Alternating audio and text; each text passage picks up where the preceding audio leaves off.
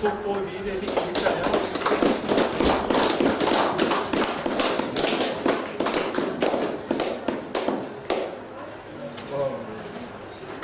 O kita tau si uri o le nei. Oro ka whare o oma nei fu tau sa. Oro ka lua nei mai a nei a sa nei. Ya. To a mata i oro ka tonu vai a sono ni toko te toko. Whatara whatu fo i nei tato mōna pa anga o mai o mai. Ia tonu e no mau. Ia anasa fo i o sa mo nei. Sa mo na koto whakatai lo. Tani a ina o le aonga sa. Nei fu kani sia no whaina Christian Church se useni. Ia e ao nai o upo le atua. Ine nei tae ao. Ia o lo tu atu nunga ni tato YouTube channel. Ia, mo so se tangata e fia maua se whamano si amore i asu sa. Ia ko asu fo i ruwa i asu. Ia, lea o una nei o lea fia mapa ia lea tua i nei fia kani sia.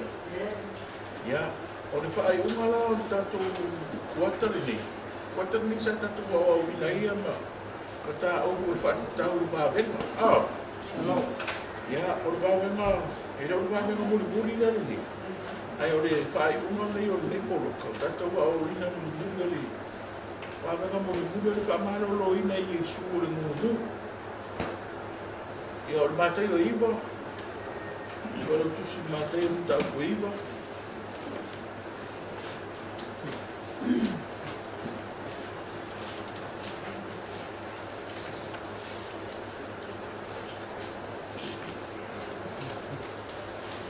Mātai o muta o iwa, o whaikuna e tōrusu mai rua, tāna mai tōrusu mai whā. O kūranga le, o whai taunga leo le, tusi ni nei. Ia, mātai o iwa, whai mo tōrusu rua, tāna mai tōrusu whā. Whai mōra tusi la tātou whai taunga tasi mai ai, ia. Warao, whauta, walato a mai a te e te whakamu. O tinoina e te mu, o kotina te mu, na tatara mai e lea o mu, na tawhai o fua i lea o motu tangata, o hapeani, i lei o mai ai na mawa si lea whakena i Israel, a o whai ai na kasa, o le te mo siri o motu ia ai i o te mu. Praise the Lord. O le whaamarolo ina o mungu. E whata si mungu. O le mungu pe e awe i tangata i le tautara. Praise the Lord. Ai me tautia la le tala lea. Wha me wa lao. O i le awe i le upu lea wa lao. O na lato au mai ai lea o le tangata mungu. Ia kiwisu ia Jesu. Pe o le wha pe o le ua li ia na tau waso le na o le vai aso teli. Ei le tala na i lunga atu la. Ei le kora ua li ina na o au mai lungu. A ua li ia na tau waso, e sawa. Ka le whai mei whakatalanga, ua lao, whauta, ua la tau au mai le tangata mungu. Praise the Lord. Me whatasi le upu au mai. E se le mata lava le pe whai o tatou a onga sa i tā ua o le mea lea o mai o se tangata ia i e, a Jesu. Praise the Lord. Mai se popo i vi ai leri.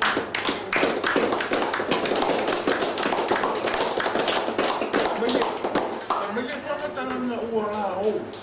O na la au mai ai lea o le tangata ngu ia i Jesu. Praise the Lord. O le tangata e moni le whatu o tuanga. Moni lo na whatu o tuanga. Ma tangata e le leilo na mawhau a lofa i tangata le ngungu.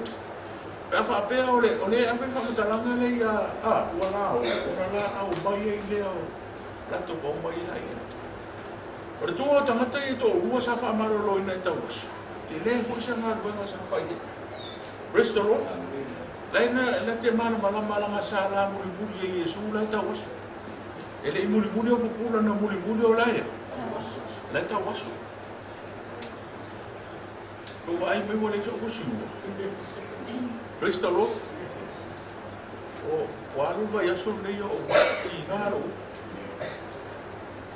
Fo o ara le mele fusi le. I whaaru o tu pila ta plau oli. Estaro, talo ai le tuele ni whaamano no. Ia, e ise fusu e whaitai au ni. A le ngalo to i mare solo i whau.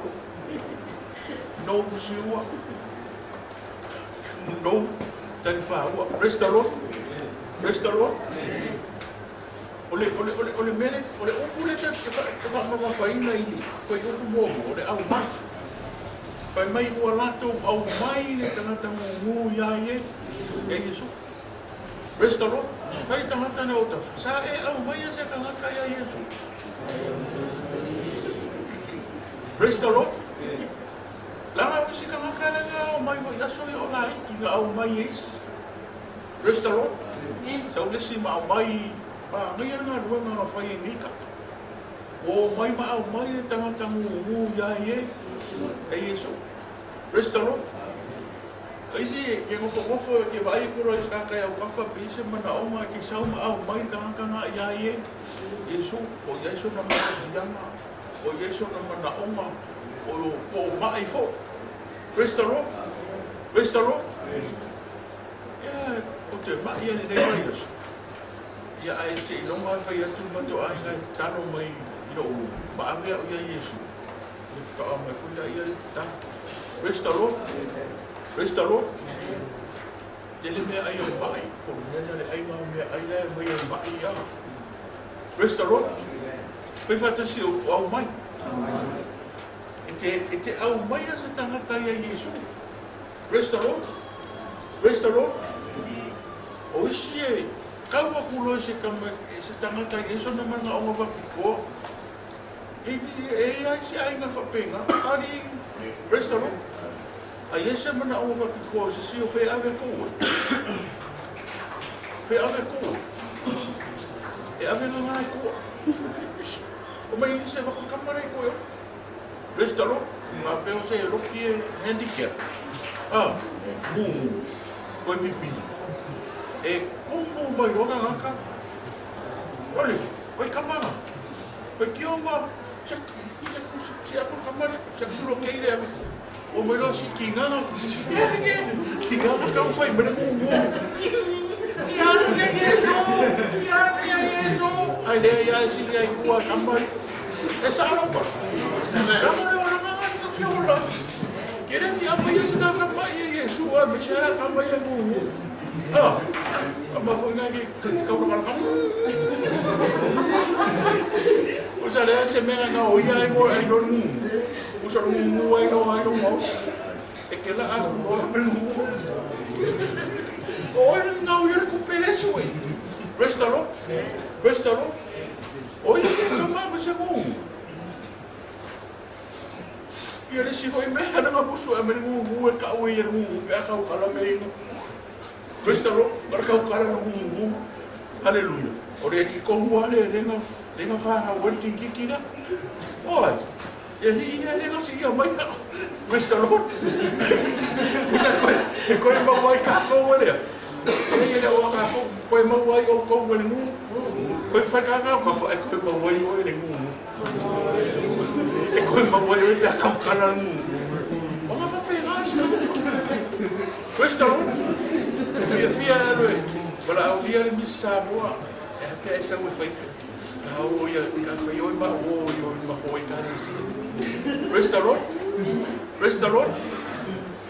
E a FIA invite le Samoa, e a FIA invite Kikina o Michel. Restaro? A Carol. Mas ai ko la ma ia ni ngorking Kiki e a FIA a FIA Yesu. Ai sauce lima. Ya lo. Esa usa siapa ko kabar. Cara como. Apa sauce? Ei, nossa, sauce siapa ko kabar. Restaro. O café per favore, io ne como e mo musu e ave ya ye.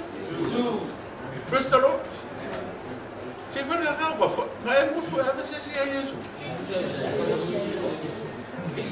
Que não paga fora. Foi calma como for. Foi como for. Dá me uma oi. Dá me uma como ele é um não ganha Yesu. Restaro. O le sila kalanga lai ngu whaare ia ngu whangare lele kaukara. Ala kele mea lai longa lo. Prestalo. Ile fiara kuka ika na ika le si. Whai ngore aro whaina o le leanga inga yoga. Prestalo. Whai meo le aro whaina o le ingo inga yoga ika. E sa aro ka. Soli. Prestalo. O ko whakaro whakaka whopea mai. Ma ko whekesi ai. Kesi mo i pe kesi me peo. O kua tens mai ki rakare o si napi si o le napi le whai mea pesi. Tens mai kunga la post mai a pesi whaule sa. Ia i rope antu mai vai aso le. O le pese whai ngoa kisi moi, fusi moi. Lati me kaukala moi. Oki mo. Whai mo oki mo. Prestalo. Prestalo. O sina nga koe e a mai nga kai Yesu. Ora kisi pe pelo. Prestalo. Usa fongi fape ala e ule le sa perula la bele makai kua i. Le parkour rak. Prestalo. Famera kala. Wow, mai na wali e ma au mai. Le ngungu ia ye. Yesu. Prestalo. Você pode ir. E a filha caracol, a ver missa, boa mani. Prestalo. Da rock, da piorda, da pori piorda. Ai, que o cabo culo esse mundo. E aí a mais se fia, esse mundo. Prestalo. Prestalo. Para filha, se eu não a ver filha. Para filha, se eu não a ver qua, prestalo. Mas ele cala que foi cau. Wa au mai e na wari e na ngungu ia Yesu. A ke rora, e rua mea lea ko por ngungu. Prestalo, lea foi na marmarama foi au i. Ia i se mai le ma mai nga, ana e lafi me e kua lea. Lare mea la fe me nga uru i tino ina e, i ma i e mo. Usa lea mai le ma, ana e lafi me e kongu lea. Mo ungar ke mongi le ninga ngungu. Prestalo. O ngorke mongi le kafi o fiele o ma sa makalo me skama le. Prestalo. Prestalo. O kana ke le mai e mai ka kare. O fa pele ki ngor o ngi fa ya sa ko. Le o se ke mongi le ki fa pele. Prestalo. Prestalo. Fa ke wa sa so o fa finge o so o ka ni ma ke mongi. O fa ya ku yu mo la wori. O ia o mama mai uru no una inke mongi ngara rafi uru mori. Prestalo. Ale okki oro uru. O fa pe kano sia ai uru fie no oro fa na okki. Por fa ka ingare sa fa ro mang aroma. Sa ro mangi ya ma ko kala me ya sun ken. Kilo ko ba ga yoro. O fa ya ro mangi ma joko no mangi na joko. Kilo yo ko kamai. Prestalo. Quando ai mo ka me kia ro fa ye. Ah. Ale o mai ia le ro. Ke o ro mo sa un ni no kama. Prestalo. Ia o rakuro foi ma o yo fa kui. Wala o ku i fa ki o fo le o le fa lo ia spa pa sha. Era canela o ni. Awa mo ke migi. O le mo ka fa lo mo ke migi. Ai e ro. Ama fa pe a makare o kinga o mo falo ia ile so sa. Mo kinga o me so ru o mo fa sira o ri fa. Ana le sa ma ka fa o ma ko mo vai eso. I o mai kin kai o to ma li e ho ngali. E mo ya lai pi e mai kin e ni. Wa. Ana o kan ye. Prestalo. Aqui no se o para, e non che mo ia ga uno lo morire ki na ro. Prestalo. Wala na uma ma okyo ro ro wori ia ro ma ka na ke akwa mo ro ni kai. Prestalo. Prestalo. Vai va kasi ke mo. Perché non ho caffè? E che non è che mo.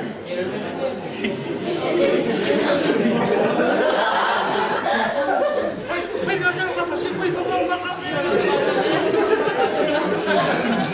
Prestalo no fa fo mo sa. O fa qua i kai me ka le sia. Ya pa wa o le ba o ka le sia. Prestalo.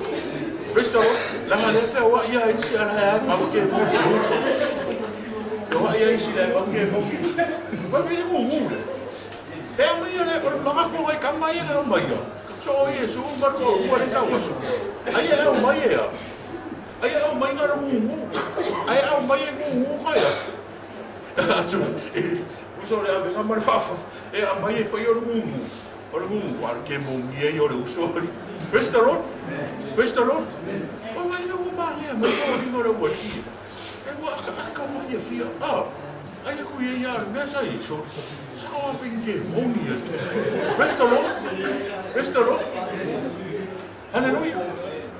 Ora ka u ore ora ka ko ka. Presto. Presto.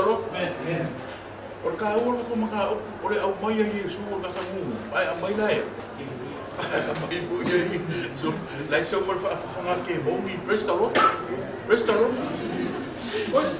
Ko que ora le ye sa ora ko. Ko mai mai lai u chino ina e demoni. Presto. Foi ka ko e que era um. La ko ri si ka ka lai ko foi ngai an ko mo ai me bele le. Presto. Presto. Oi se fio ka ka kana. Fio ka ka kana. Ka ne ka ka kana. Ata ke fa no mo le le po. Presto. Vidia que le lo check check. Vidia que o le lo check check. Oh. Anu ko sa. Presto. Te muni ia sofa mua kunga sofa mua le fai. I para. Presto. Vai fazer a você vai fazer a ganhar um café. Aqui é o mundo. Olha que eu sou para aqui é o mundo. Presto.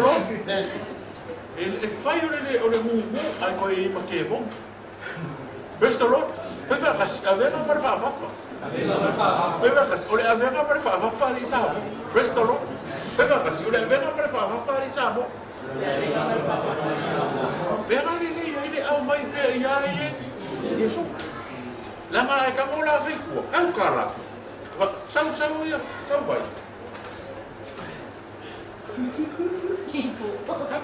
Pa pera kambale kau va kau ka. Ai fa pe ke o be Yesu. Kau kala. Kau kala.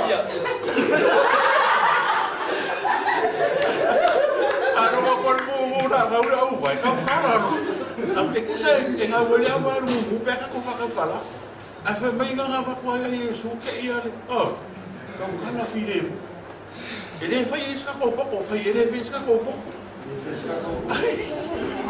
Mestalo, que film fai le pokok na boleh mu por kama ini kau kan.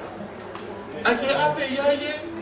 Fai mereka lah au mai ia ye, au mai ada boleh. Oka se lei, oka se ai. Presto lo. Awa, sorry, para awa kana mo ke awa mai no vai e ka. Presto lo. Na ese ka o. Ole au mai o ka mo. Ole ave mai ka ko ka ka lei mga o fa piko nga. Presto lo. Ole ave na ngai. Ese o antinga mo mali usai ve fasika. Ave berkala lu anti. Oleh anti sok mama o fa o. Fa mele kana lu maku. Oleh tatu ai na ye mata mata ye mana o fa pito. Asa. Ora ko lu pa lo. Ini sekarang par mo ko ana ina ni kau kala ye. Kau kala. Ngara mo fa fo. Isi ai abe. Ko ke pia ai. Bestalo. Bestalo. Ba ai ai na popoko mele ka mai au le. Ayah yang kan, ayah siapa? Semua orang faham. Tapi kok, betul? Ayah lah, ayah lalu lah. Final kalau nak apa kita kau dah kan. Anu lah, ayah ayah ni semua orang faham kok. Sekarang kau Yesus mana orang faham? Ayah kau. Ayah misalkan kamu yang pilih fisika, ayah kau. Ayah kau. Kau ibu, apa yang kasih kau ibu? Ele é amanhã eu. Restaurou? Olha não foi. Eu tava falando foi ele. E na coiva. Ia. Ia. Aí você se eu tava lá vai tá tudo tá se Ina tau fia bali na ga rosa o mani maro se fua ya ka ngoi sa fa makala ya vai ma e ka ko nga fa ka ya ni fa au mai ni mu restaurant e ka ke o ka ko ai ke o fa makala sa o wasa mo e fa mo restaurant se e au mai ka ko ka e ma o fa ko ko Ve ave me kama kari piko. Restaurant. La me ma fu ia me. Fa me kala tu spai. Wala au mai dia ye. Yesu. Tari ko ka kai ka mo mai ma mai Yesu. Ele ko. Restaurant fa tana fa tu fu. Tu enda te lile. Ya se ko le fuani. Eu a tai ya pinta ya ko pata siko. Ole ba tai ole na iwa foi ko tosu rua. Na tai o iwa foi ko tosu rua. E ole tonu fa. Restaurant. Ole fa mano lo ina Yesu ole me.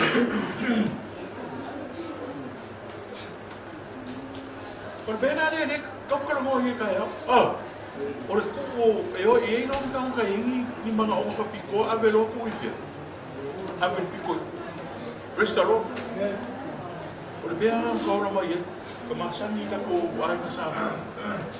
Ele ka ia mai.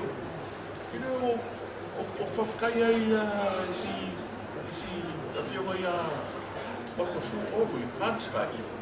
Dit so ma kan ide keling van ya ni mai ah. La o foi mo be fai ki. Ia to kai. Ah. Restaurant. Fe kai ai ka ke vai ko si me fia. Oi vai ir ka kare, ka mumu. Ai le nga ka mumu, la ye le. La ye ke mu, e le mana. La ye fia ola ma fia sa rotto. Restaurant. La me no fa. O mai le au so.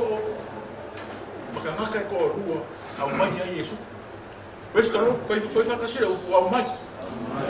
La ko ke no ka ko e mo so ma fika no sa ma mai Yesu. Ele o ka ko e fia fa malo. O ye foi. O Yesu foi fa malo. Al pau ala me mai au mai. Restaurant. Restaurant. Agora o lese e kamo le mu la sida mai. A fa ke.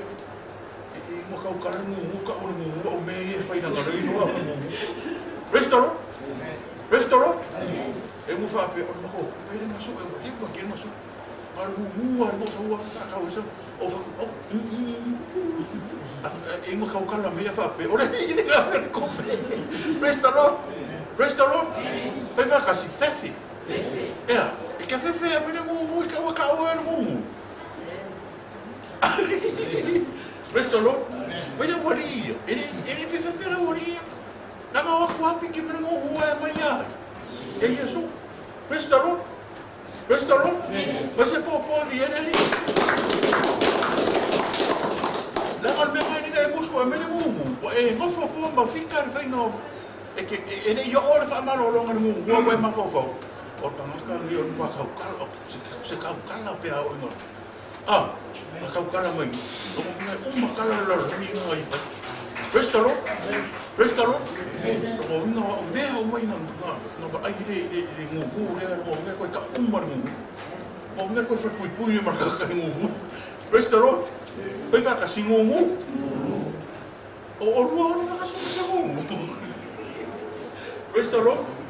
Aku foi não cara o não fala se esse vai o não vai mais ali que fio foi a que fio aí cá ele não se me que puxa a mu eu não vai mu restaurant a o lá que cala mu o sorry cara se furo fia de bola cara moço restaurant a mu meio não vai não ia lá mu vai por feira não aka makala me ko lai mo fo ngori ole lo blau o lai ko mo po po fele I po ri mo ai le mi se ka ka restaurant fa pe ma ngai yo ke mo fa ka fa pe ma ngai yo pe no mo ngi lo fa restaurant o ko ko kala ma ngai au ai o ora ke mi pe ka si sa kala ko kala e va ver bene le fa ku e whai a kura sa ukala ai kahi mani. Le kau ka langa e alua le whai anu ka apua nei kau usai umar ka apura he kara moa ni ngu. Restalo, wai na kau whai a. Oki no o fia fi. Ai oki o uro ka mai, o ke mungi ngau ngofo i uro ka mai, ni ko so mai ke mai ni ki ka ya ro mungi ka. Le so rumbo o perché Restalo, ni sa me fa. Restalo. Poi la cas che mon. La mai ko ke ngofo mo ko mo le fa le mo. O si ke mi la ya ke mon ni no fa, ma wa ke ni no. Restalo. Wai fiu no ka di mo no fi. Fa no mai foi au ia na fi so le ni.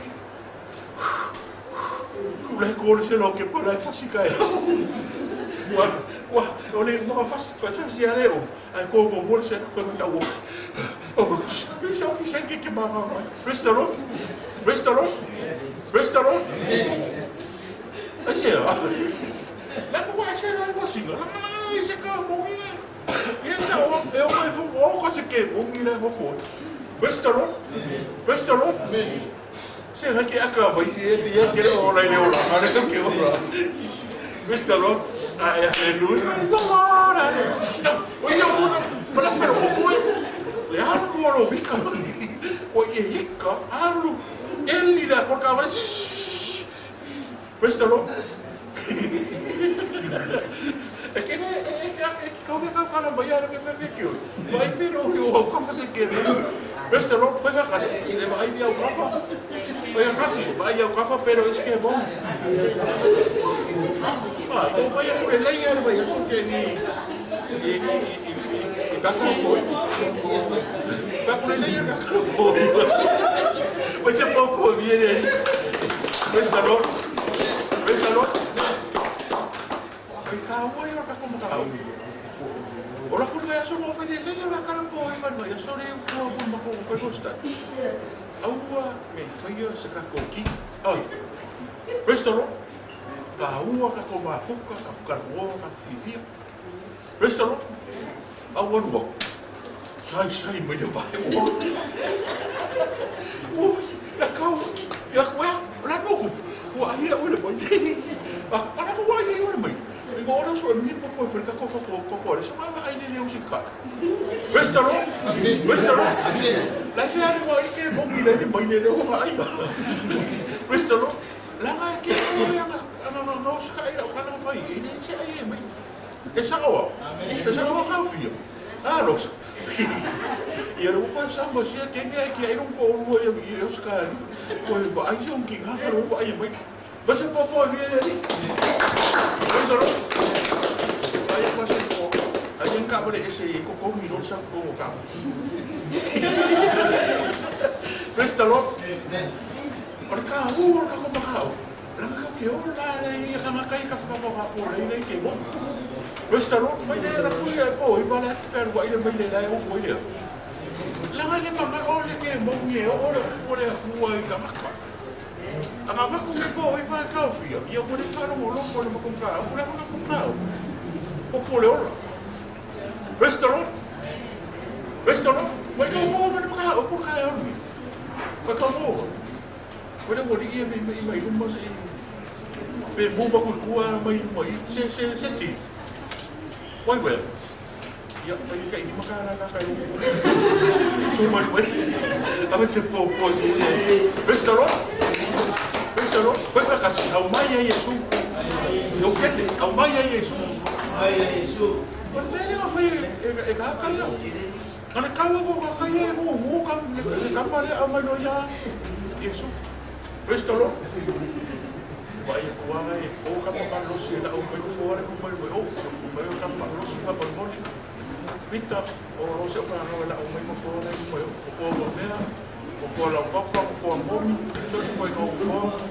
Vai falar aí, mas só se aí é bem foi, Restalo. Fa forma vai ver vai no sabe. Lembra que o que eu mesmo. Porque bom é o cada vai foi o que. Restalo. Ia. O mato le o sumai. Sumai no sumai mai. Men sumai no sumai mai. Sumai mai. Mai ko mana mai. Ia. Ma no lo so. Ia. Tara fatu foi le sumai le paton. Ia o le wai sa mo, sumai le brandy. Ia. Kasi foi o tatuso ko fa fini. Lato lo tala ina finalo le tu. Lato lo lato papia ia le sua for you soon la so yo lato missione you full formation ya tato fa ta seguita now good morning ya vataro vata ki kona kalo is that right the feature ya aro lo ya ole ka kom ka o por ma tayo iwa Matthew 9:32 to 34. Ka foi, ole matei e ingo tolu rua o tolu fa. Ole fa malolo ina o mu. E Yesu. Ele ma ko kara mo ile. Le winga le o ta tolu sa mo a ele tata e. Ele mana o fa pito na avele to mi fe. E o ave to tu. You know in some of the Samoan families when they have their disabilities, they always, like the Pacific attitude, they take their disabilities, away from the people. Hey, because this story is about the deaf man with a demon possessed that was being delivered by Jesus. Praise the Lord. Yeah, ole kala mu. Wow, praise the Lord. Praise the Lord. Se kau exercise le no ko kau le no kau mo. Ole va venga na fai le. Tamata na uru tino ina te mo. A ole mu le. Pe ole me le fai ke le ka ko sa. Pe e no tamata e no na mana o pitona ave le te tu ole. Ole fa. Awal fa dia mai. Praise the Lord. Ai o mai le o ni e ko mo. Mane au maka e ka o mane kala dia. Wala au mai le tangata ngu ya ye. They bring the deaf and muted person to Jesus. Praise the Lord. Or ka u or na bona dia. Come and bring someone we have a disabilities to Jesus. La ka nga ka wai pe mai pe ngu pe ka waso o le arko inga mga o ia po ka ko fo ina no ka ko ki nga ma ro si le ano mga o restaurant samba ma ya ye Yesu ka o restaurant o le mero ka o ke le si mere ka o mai ele I ko o Yesu se fa mo nga au mai ya ai va ai ma fe mai o tu lia e te moni fia. Ai pa kasi ko pudiar ke moni fia. Puri fa for ke moni. Ele sa ma no fa o ni se ke moni Yesu. Prestalo. No ka ko si ke me ki nga no le ye ke moni ko mo se pe ma ai ara fa o mi. Prestalo. Le ga no le ye se a mi o fa ko le se ka nga ye se ma fa se ke moni. Prestalo. Ki li fa no.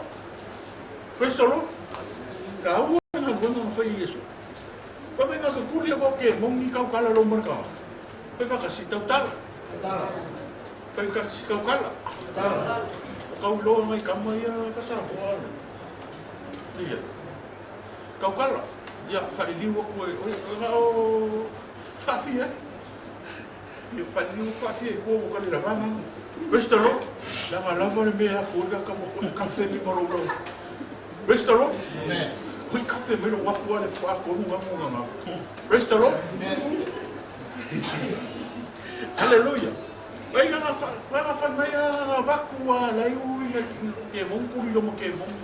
Ai kuri lo ke mon, ai ka kala kama. Fai fa kasi tau tala. Praise the Lord. Wa vai ni mele nga polo kai lo foi. Ola me nga polo kai.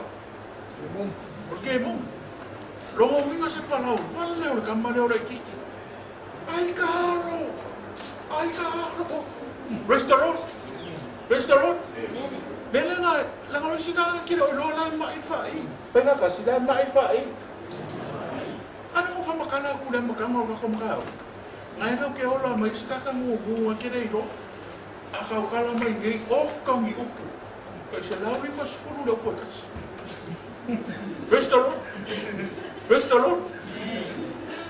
Au upu mo ka kia. Ka ai no Facebook. Ele ko mo wa se upu lima kala. Si o malofa, wala si o malofa, talo vai, kai di makana, aka mai o mawai. O ki ora kusomi o i. Ba. Ko i ka ka o pura wai mole, so mi. Restaurant. Ava ia le mena le polo ka fa i o ka ka le. Le mena polo ka. O le ke mo. Restaurant. Ba fa kasi te mo. Ani ki aka mai fo ia ki aka mai aka fia i kala a oile sinai ma worke mo mi kala wale. Restaurant. Wa ka fela nga kala para wale ni. Ani o vale ma san o zero. A fela nga kala para wale. Wale? Restaurant. Wai, o le nga mga kura ke bongi kau kala. E re fai mai nga wha amano lo mo mo. Prestalo, o hila o kala linga wha makala ke kio. E le ise ka konga nga nga fai mele. Kale au mai la vai ye, Yesu. E ke fiu e vange ni ngupu, ke fiu e ule lau lau e kaso mai ko e waku kukongu po ako inga mea. E le kau kala. Langa e le kau kala ni mele mea fua. O lea. O le te moni, whai wakasi te moni. Prestalo. Praise the Lord. O isi fo ina nga ulu mai la wale wa wa soro ke mo kai ma ya ska malali. Praise the Lord. Ka fi fai ko lua. Praise the Lord. Sa ora ko. Te fo ma lu wa le fai se vi ina wa mo ka le o soro ke mo ngi fa i fa ke. I love you. Abana ta. Praise the Lord. Praise the Lord. Sa ki. No muna kare. Ele kau kala o le mea ofo le fai. Leo lo fai. Restaurant. Fai mai na kuli ar ke mongi kau kala ro. Restaurant. O isi ro ila kau kala mai gi olo. Restaurant. Kau kala mai. O ia so lea o sau mo sau tupi. Ai fiu suor vai so lea. Restaurant. Bea sini no mangko, sini no lima o no whengarua. Se roki, mai. O lea me wana i whai e ngiro sura. O whai sa, o lea masangi ia korini whai mea sura, a se roki. Pere vai ai ni api o le ola o ino mo se. Restalo. O korini ia whai a kusare, ke ino mo fia ua anu o kama ko lingi avela ma kupe se kama o le fela ma suba restalo ke no mo fia o ko foi fe aure ave e le suba yo ko foi fe aure sta vai la ko por fe aure fa malo a ko ling o le no ko na ke no ko ma mo o ave la suba i ko o ko ave ko le ko si aure ma no restalo fa ko fa inga mo Olha o fui. Restaurant. Já faz, faz desculpa e bom dia aí eu. Cara me não vou como carro. Oi, eu me não vou. O carro cara foi de cama. Carro cara na cama o muco lá no. Vai facas, muco. Como olha bem né com. E bom dia lá foi chegar na caia ali. Olha lá se fica cara lá o escapa. Wai no ka vale le februari. Le ngala ese le lang mo le kapu ya fino mo le pa. Ka vale ngoi. Ka vale. O so mai ro ka ka le do oi. Se fe fe a. Ka vale le fe a we uri no po a ko no skei no fai pa. Restaurant. O kapungi pensingi e na mo huli. Restaurant. Kau faham apa aku nak kawan dia yang boleh jadi pun makai mana okey pada kau dulu dia kau. Restaurant. Lalu mau orang kau mede, orang mu, faz a kasih orang mu. O corpo foi levar vem o kuli fa foke, o mi kau kala kau. ai le ka kala fo i se mea fa mea sorry fa ko aku pualo se me fa pe i saura e ma ngai ana ko manga pe sa ora ko ka prestoro se me ko aku se me ko aku pualo wa se se mu yo ya iso prestoro ka u yo me le ya ka ko a fa se me ko aku ka u lam ko e fa ole maka ki e ka ka ko fa mo ngon ta o ku pe mai am ka o ka ko lo mo ni no le yo lo ya ile mana onga o mai tu mau le tingo e mana o mia la le fa sa o tonga mai nga leanga restaurant si no mali mana ka yeso mo mai o mai ia le o ke se ken wa malo lo maka ko restaurant Wai fefe ke mo. O faya kulava restaurant. Dei o maka o ka ko ka fa moi moi. Pa ga ya. Pa ko ku ai ni i Yesu. E se restaurant. Fa moi moi na ko wana o le mafu anga na va venga na fai Yesu. Ko mele kala in saila. Restaurant. Wai lungo Yesu le nganga o le tu wana te fa malo ro wa fa sa o loko I mai ma mafakia. Restaurant. Mera sa wai Yesu. E foi nga sa o ma ngai ale mera fai ka maka wala au mai le tangata ngu ya Yesu ai mai. Ele nga ngu. Wala ngu ka ka le au mo le te mo. Restaurant. Le la mo ka kala ka. Ko vi ia sua foi Yesu. O le fa mo nga lo mo ka ko. I mai e maka o ka ko lo mo mala malamba. O lo no wingo lo yai o lo yai si ka kai mamai ai mai ku mau o ngai ma fu i te bot ko I ka ku so male ka ko fa mo no mo na lo wingo le fa metala ki kilo lo vai me ma sangi na wa fa pe nga fu ya o se me fo ya ki o ki nga ro ki nga vai ki nga fa so ko restaurant langa wo se ki o le ama tango masi Seki masangi kai koru masinga masi. Ai fai mai kingi foba. Ele fola au le lava ku so so mi tio. Al mema. E seki ku o le le ya fo na o le pasai mi o koko mani. Ele koko mo ruma, ele suka fo. Ba uma bola. Restaurant. Ai fai mai kingi le lava ku ko le su fola au fa ko lu fola. La fola. Fai mai fola au na. Nah, eu musa so aku eu tinha forma ainda lá em pis. Ya, fa nah, eu fala ora não. So não kilo de pepper fala. Eu fa ai meu, eu que pai é no restaurant. Aí foi meio fala ora não. O uma coisa vai, o uma coisa me ai. Ang mafi fa kai ang mafi fala wa mali wa. Ai o ko po ele ya ki ngalo o ko o ko nga me ai foi ele fa pele anga le farao a ku so le ka ai po le ala mo ke no o le me o lo wa ma si de I la ngai au mo fa la wala ya le vive o ka mo ko lo ai vive la ma ko la list ai vive la e a ki de nga fu lo o mi na a ko no fu farao e mo pe o a ki de nga ke le ro ba restalo si ka ke le fia cosa Restaurant. Le fala a dia. O le ko se la pasi na o favorite. O la fa life wa kamera. Restaurant. Kala ko inga ma ko usa I mo ya. O la fa life wa kamera. Restaurant. O ko inga panunga ko mo ade. Ma ka o ngalo ke fia ai pe ka u. Restaurant. Ya la ele fa pe o ele ma fa la o le ko ba.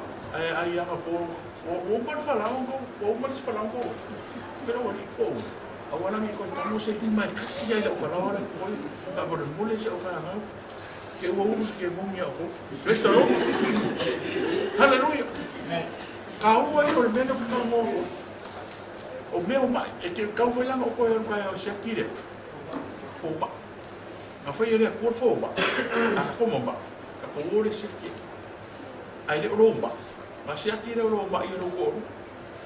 Restaurant. E ka ko mo mo forma. Amela ia leo prescription. Ya. Fai ina ia leo o fia fo mai kua ara o mga sekta ko e. Fo mai nga fa winga e leo. E leo ko. Wala ni fa mo ngara o mun fa mo mun. Mai ana ni makao. O ia so sila fia malo mara mai ke mo. Malona fa va se nga. Su ero kusi le feso yo no foi kusu. Ako kilo po le ara fa se nga. Que mon mine ka umu kusko. E feso yo no foi kusu mal dua. E feso ron ta yo no foi kusu mal dua mau da tanto foi tau para cima ai. Ia.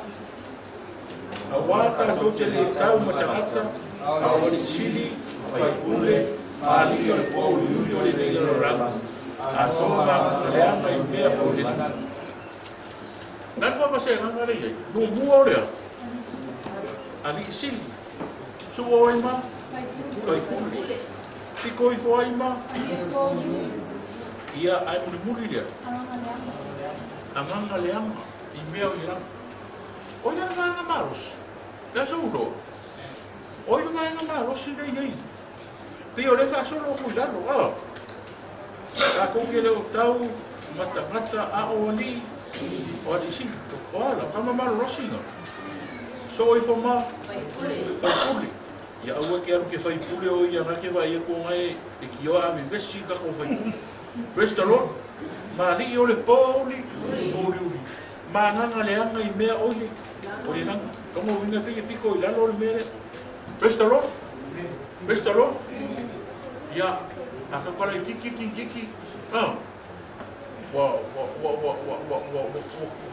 Foi pangaku pe o lawa makan kawa afia i nganga le ama. Pe ka sianga le ama. Restaurant? Anu sa de le ya le finga buenga, la finga buenga lo lama. Wa ya ku vali making ni mama. Makingi vai, makingi lau makama, wa, makingi lau, wa, ina, kingi mo, wa. Restaurant? Ele winga no fama karanga, e bia ke no ai fa solo mo. Ke no ranga mo ona mio mo makina, a mio makanga. Wa idoro kanga lai na ka ke le kauma. Kau te le o tau matangata a o ali sing. Restaurant? Amen.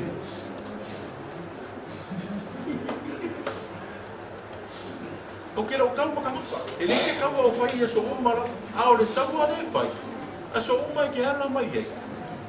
Que kau ale kau na, le kau ale. Restaurant? Amen. Umma fai loku ale leima e anu fai ngā ruenga. Que ala ko le fai ngā ruenga. O iai se me o whakati mai tio. Restaurant? O ino fai ale mea. Nana mea. Necessário o cara é a mãe o meio. Não há no recupera necessário nem na mãe faz nada. Restaurant? Esse mesmo pega com o que eu. Restaurant? Eu sou porque final do ano ele fica o milhão para o favor que ele ouve já a fiel mãe dele. Ou a final do ano maroloa que sabe ele nem não faz meio a fazer. Oi que público na mãe. Restaurant? Que ela cula de fresh de caia. Eu sou faio de cauare. Restaurant? Benga esse pega cao de melhor, mas fica na cai. Kanga vai pisingisi marca mau de. Malea tu, mas foi bem. Restaurant? Lá hoje kanga cara eu acho que kaka roku mai do de. Hoje kaka foi na rua nga que bom ia mela como lá. Dei como lá por lá. Restaurant? O por fa fa ngai mai kanga kai e pule na rua mo pa ia na rua fai pisingisi mo milhão. Deka la que fa fainga mo nga ka fainga. So le o sa ingo le ai ngo. Restaurant? E mi go ai ko se mo buso. O ka se fainga ka ora fainga ro. Restaurant? La mai o so la fa le ska mi ki. Mo winga e se fainga. Restaurant? E la ko le ska fainga ro ma o ka se fainga ka ora fo. Ai mai se nga ka le dore. Ma le ro. Restaurant? Restaurant?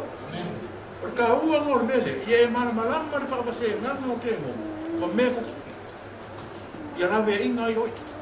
Restaurant?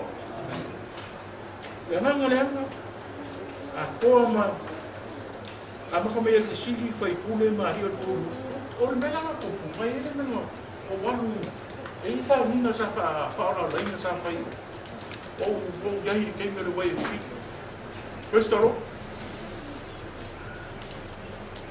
fai sa mina fa ora la ina i le simu ma ko ma nei o ko fa fa pe ni le fai restaro ai pare la mong ngal mo ke le la mong ngal me le ka ka lai fa la ko la mong ngal me le ka winga ni ngu ko fa ai mo ke le la mong ai restaro e le la mong ngai ma ko le me le ko la ngale e vivi maka wai ma fai vi inga ile o fa fola o me le fa maka na ka mo wai ka ai e vai pi o kim e kau ai ngor fale i ala restaro maka makala ile moni mau wa fa makala ile simiso ngane na mi filiko restaro fa makala ile simiso ngane le makala ngano ai ka kalo no ka le sia mo ngai ya mo me no fo o ngai o fo kongu ile ko kongu ko nga va o ile engia nga mo ka mine le ai ni ko le ngar maro yo restaro o mo ko mo Afrika ka ngaka e de popole se ka ile yo o ile ke no kala ni ai avena ye avei o mele no fa mo kala nga ka le foi de no ku le sias a sau de ver de la sau le o le chief o le si o le maro le kai ka o le ai o como de se ai o ko ma va ai sau de la ver ai sau ai ka ia o fa ala no le mga iyo fa no ela asabu ko ma pare mo wa ko fa si o ki ka ko so se kai mi ala wa mai la restaro o le kai mi dia o la ka ka no le mo o ma lo le mi so ga le per ka ni la ka ka lo mo la ko mi so ga le a o le fi restaro o umare le aso sa umare vai yaso o ya o le si aso sa o umare ma si restaro a ke ia le o mai o ka mahalore o mai marunga hu o lo ko i lo ko mo ha kumu fasa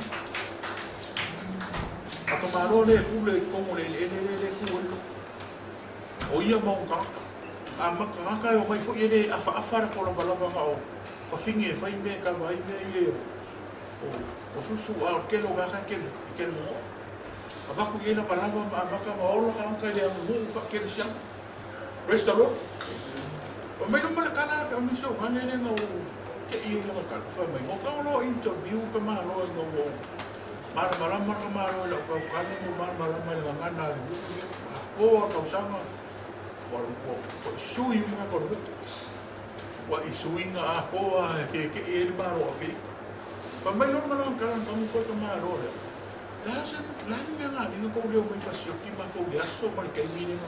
O mai no fia. A fe merka ma. Ma ko. Ele ma ko.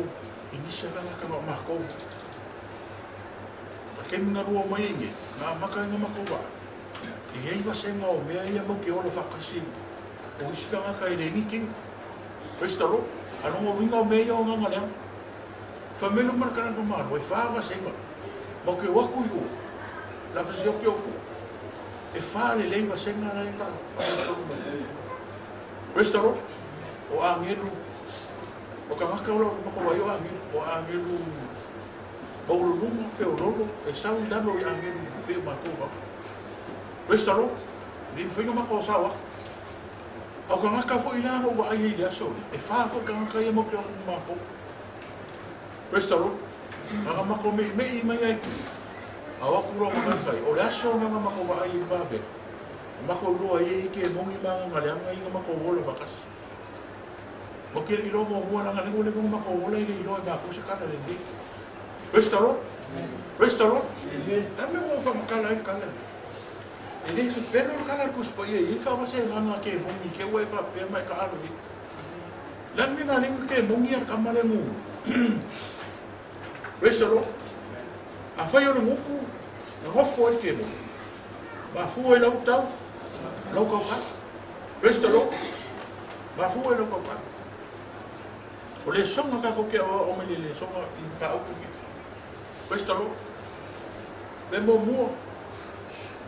Au mai le mai e Yesu. Vai vagas.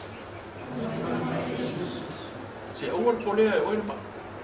Ka kano le mai pe le wingo na fa kala. E fa e o lima mai ka kalo o pe afa pe le dei na mafukanga mai e. Ia mero fai so o merkele o kemi ka ko o ai vave. Su mo ia asa. E le fa pe ke ngofo mai ka mai pa la vale mai wa me fai mai na oi. Mai mo kolo mai mo tu. Ai o so mai fai vave. Restalo. Nana kala ni fa kala fa o ma lo mo ia si. Kuso ngadu. A maka ka ko si. Me ka vave. Wo waku fai mai.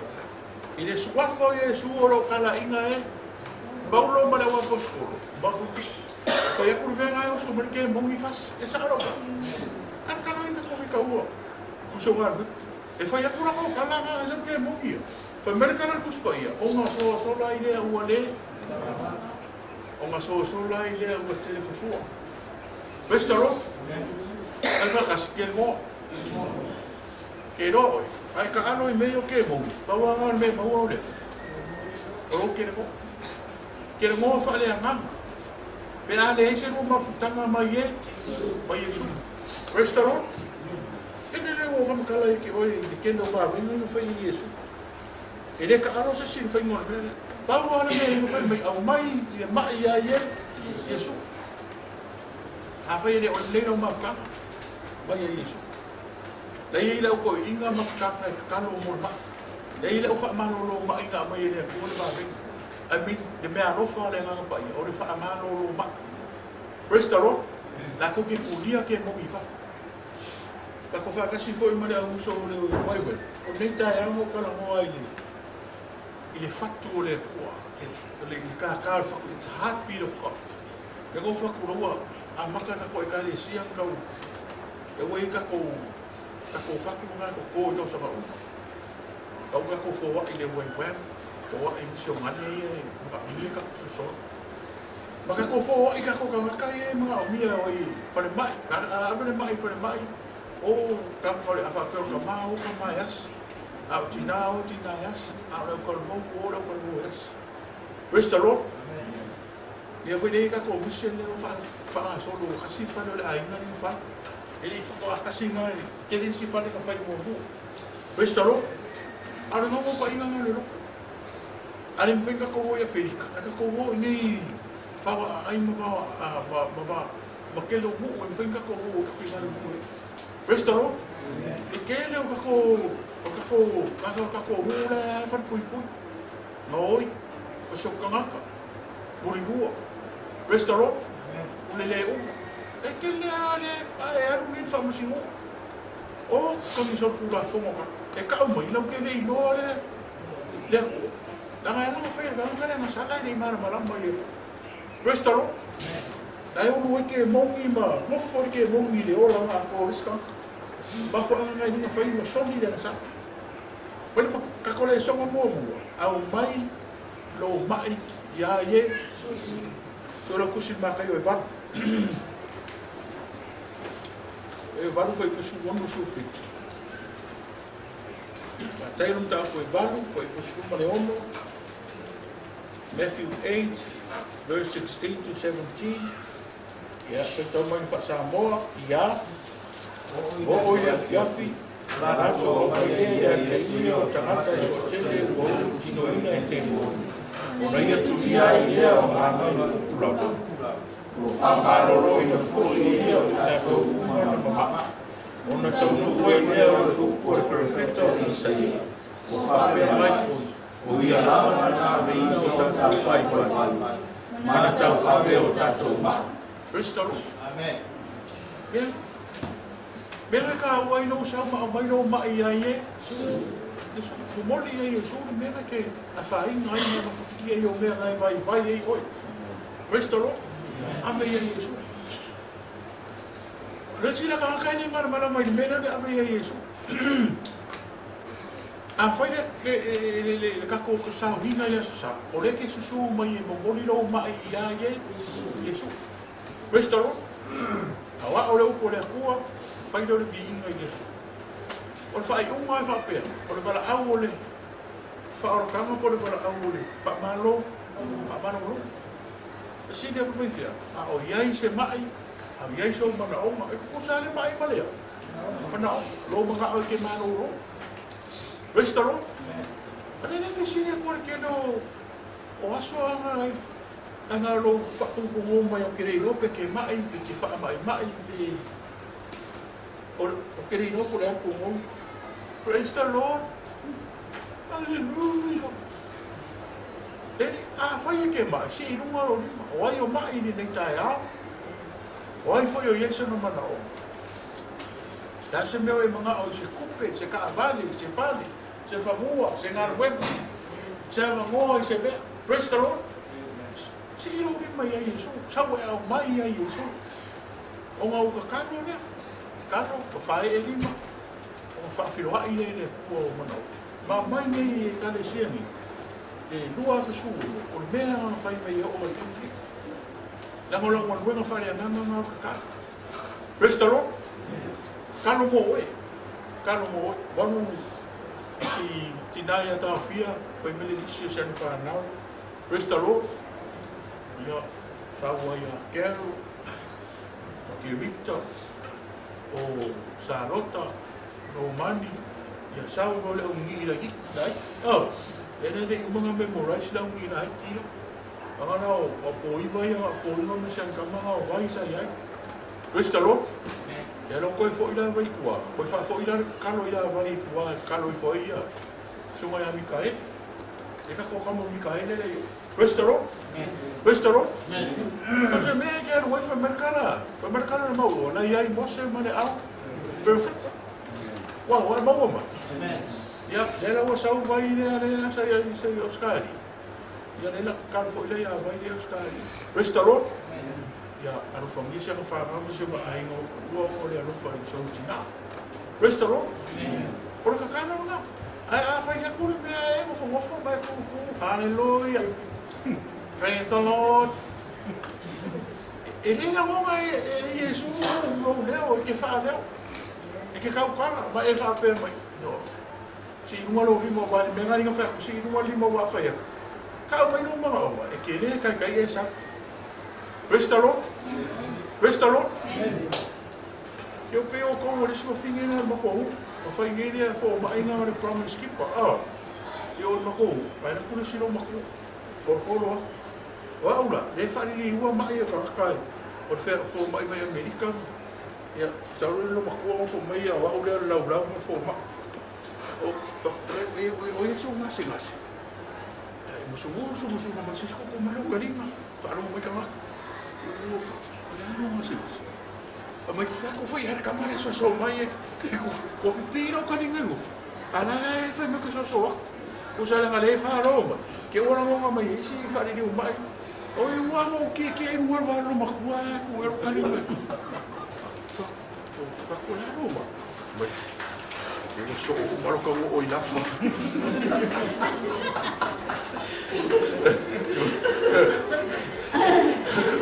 Praise the Lord. Alo fasiro makua. Fare como que ni. Fare como que ni.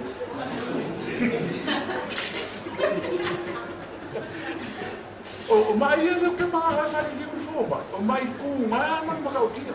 Le whape, o haura tingata mai whatu. Praise the Lord. Langa lai i whama i nisi ku maka. O lela e mosu sino maka mai anu isi ka. Pia maa, a pinga wau nga kare au mako ule ngofo le ku hui. O isi ke ngeke ki mai se kare si nga o mai. A lela nga wau nga kai. O vai ku whaafi o whima ia whaafi o whima. Te waki koru mai. Praise the Lord.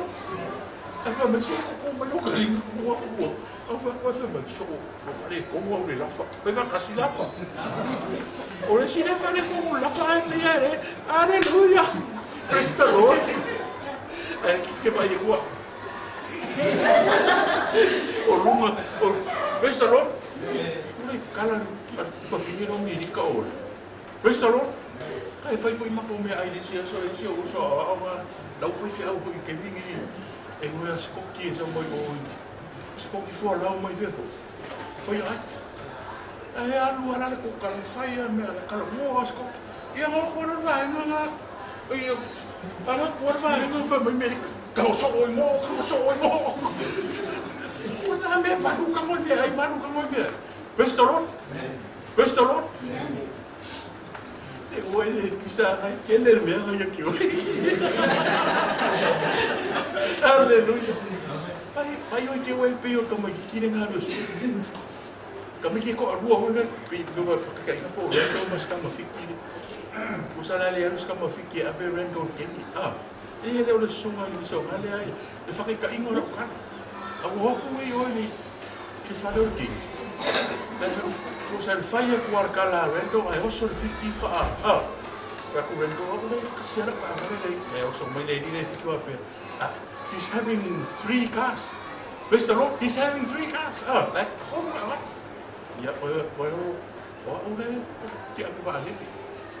Ai o so ko ma lo ai le ka va ali le ko ave masingi fo. Praise the Lord.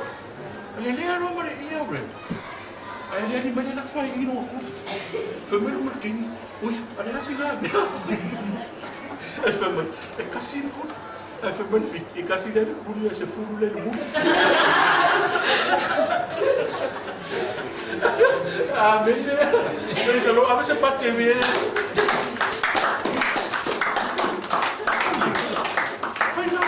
Saya sama mai no mai ya Yesu. Pai ka kasi sama mai no mai ya Yesu. Pai no de pisa kamai.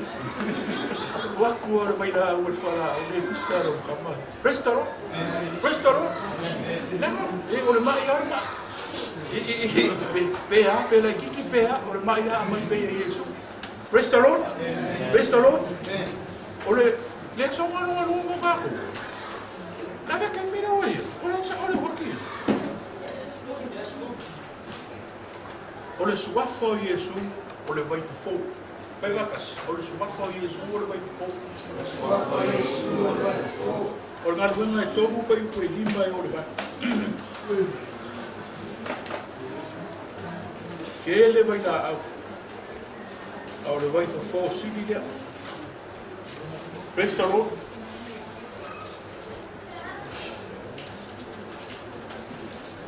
Ngano ngai toru ko lima o le baba.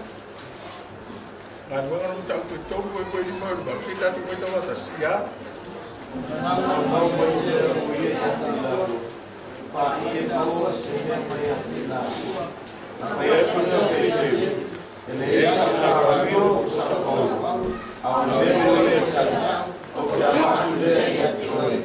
O le suafa ie su na soresa. Na tsala i nasa pamilya. Ngayon ang mga macam-macam. Papaluya sa rumah. O napamalasya o niya o nabay. O sa parapay. O so yung lumang tu. O sa manpo. O patas ko yung may lakoy ng bahay. O sa pamilya. O sa pamilya siya ito. Dami mo mo.